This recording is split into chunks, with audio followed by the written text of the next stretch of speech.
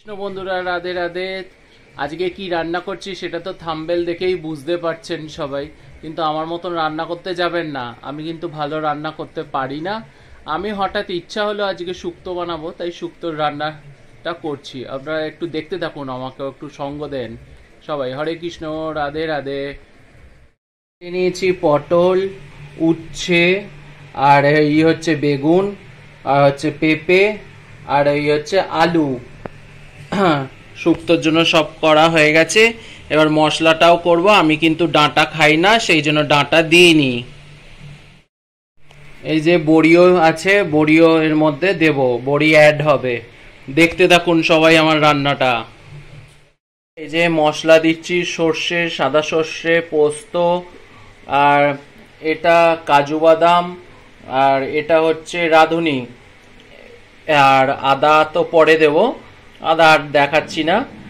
এই হচ্ছে মশলা, দেখো সবাই মশলা, সর্ষে, পোস্ত, কাজু বাদাম আর রাঁধুনি। প্রায় তেল গরম হয়ে গেছে, এবার বেগুনগুলো সব একে একে সব সবজিগুলো ভেজে দিয়ে দিচ্ছি। কেন তেলটা এত ছেটকাচ্ছে বুঝতে পারছি না, সেজন্য বেগুনগুলো ছেড়ে দিলাম। সব মশলা, এই সব সবজিগুলোকে ভেজে নেব, ভেজে নিয়ে তারপর আপনাদের কাছে আসছি। একটা একটা করে সব সবজি ভেজে নিচ্ছি। দেখতে থাকো আমার রান্নাটা আজকে তোমরা সবাই।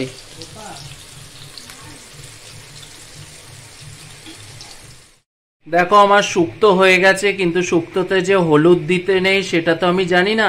আমি হলুদ দিয়ে ফেলেছি শুক্তোর মধ্যে। আর আমার বাবা বলছে তুই কত পোস্ত দিবি, পোস্ত দিয়ে দিয়ে পোস্ত দিয়ে দুবার করে পোস্ত বেটেছি দিয়ে। বাবা বলছে পোস্তর তো চচ্চড়ি হয়ে গেছে, আলু পোস্ত হয়ে গেছে।